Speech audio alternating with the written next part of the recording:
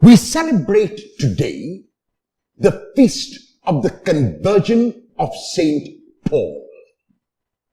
Most of us are possibly aware that Paul was not Paul before his conversion. He was named Saul. And Saul was a righteous Jew. Saul was a man who followed the law.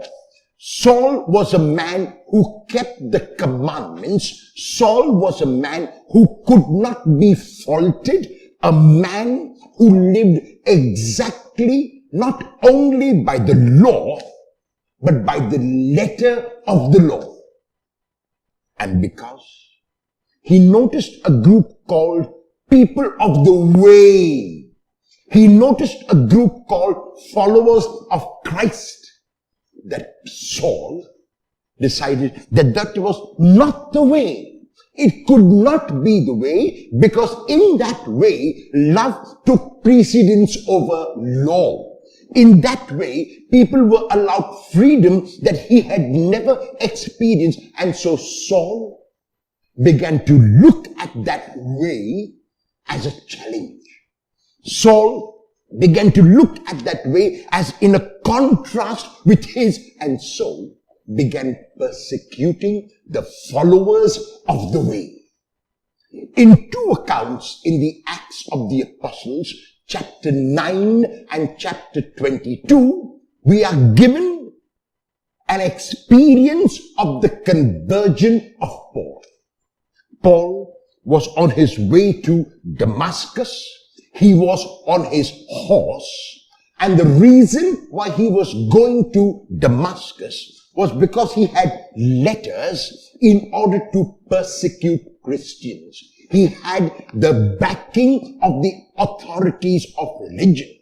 And so he was very clear that it was one mission that he was called to, and that mission was to persecute the followers of the way, to persecute the disciples of Jesus. Even as he rode with this one-pointed agenda, he saw and was blinded by a light and was thrown down from his horse. He wondered what this phenomenon could be, and he began to ask questions, and in his questions he received the answer that he was to become now a new person. And because this new person could not be named Saul, he was to be named Paul. Today, along with Peter, Paul is considered the architect of Christianity. Jesus is the builder. Jesus laid the foundation, but Paul and Peter both continued in their own inimitable way this work which Jesus inaugurated. And so the Saul who became Paul became a transformed human being. And there are three aspects of Paul that we can take for our reflection today, which show his transformation. The first is, Paul was converted from law to love.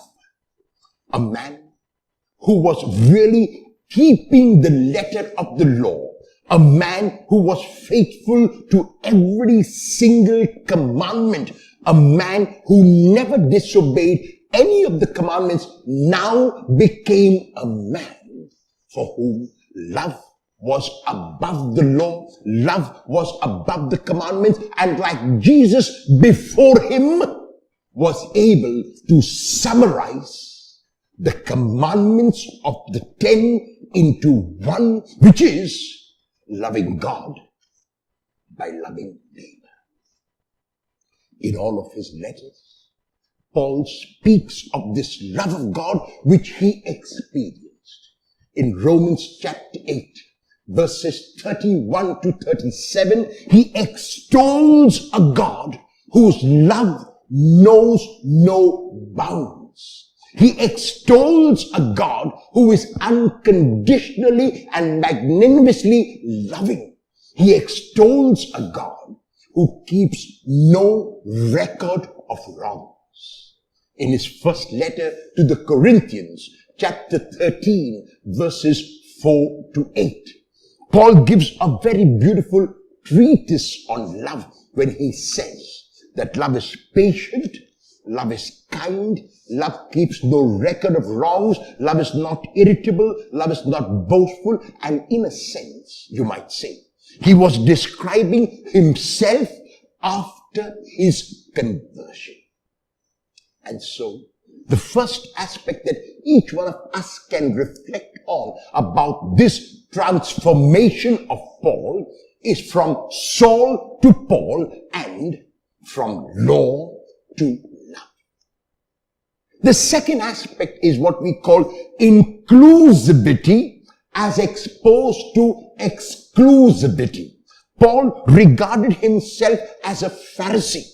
And the meaning of the word Pharisee is separated one. So Paul saw himself as a separated one who was separate from all others whom he would consider sinners. A man who was righteous, a man who lived according to the traditions, a man who never disobeyed a single commandment, and so therefore considered himself as apart from everybody else, as superior to everybody else, as the boss of everyone else. And yet, the moment he was touched by the Lord, he remembered who the Lord was. The Lord never considered himself as superior. The Lord considered himself as servant and slave of all. In Mark chapter 10, verse 45, Jesus summarizes his mission in these words when he says, "The Son of Man has come not to be served, but to serve." And Paul took this phrase of Jesus seriously, took this exhortation of Jesus seriously, and became a man who included now others, who was not exclusive. And therefore, in many letters, his introduction begins with these words from Paul, a servant and an apostle. Paul was both apostle, one who was sent out by the Lord to proclaim his message of love, but Paul was also servant who lived out that message. And even though Paul wrote a number of letters to a variety of communities, what is more important is that Paul lived out what he wrote.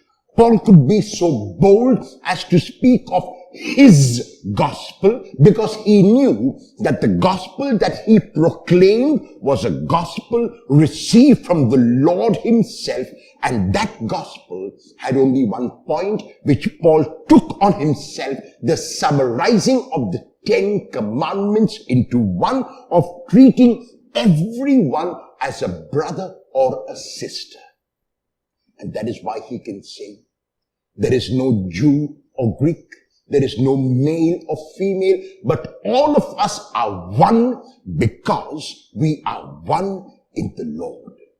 In his first letter to the Corinthians in chapter 12, verses 12 to 31, Paul gives an analogy of the church, gives an analogy of this institution of the Lord when he tells us that the Lord and his institution might be compared to a human person.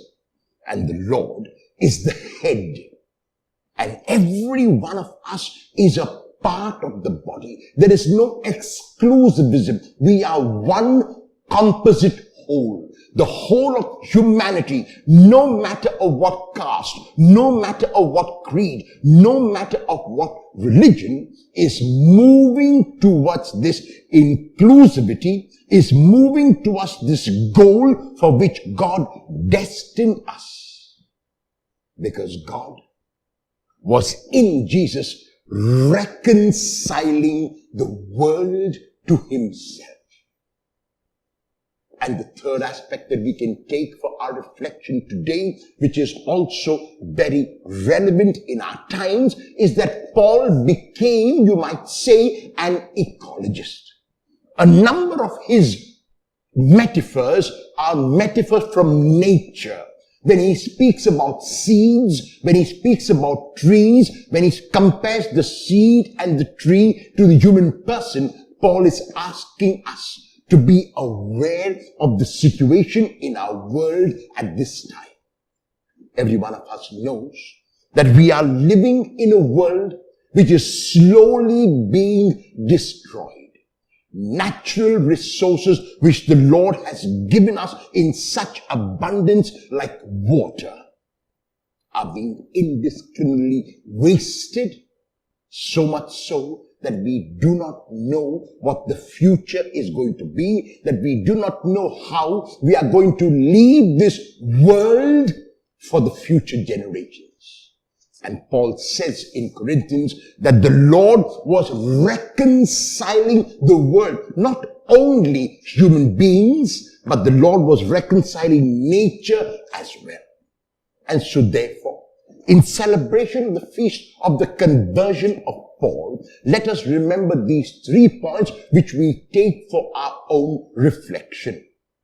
And the first is that love always supersedes the law. Where in doubt, do the most loving thing. There is no exclusivity. There is no us and them. There is no they and I. There is only inclusivity. There is only inclusiveness. There is only moving together in harmony toward that beautiful destination which we call heaven, which we call the kingdom of God. And finally, let us be concerned about nature. Let us reduce the use of things so that we might leave this world a better place for future generations. Let the conversion of Paul be our own conversion from wasters to users, and not indiscriminate waste, but thinking before we can use. A happy feast of the conversion of St. Paul to everyone.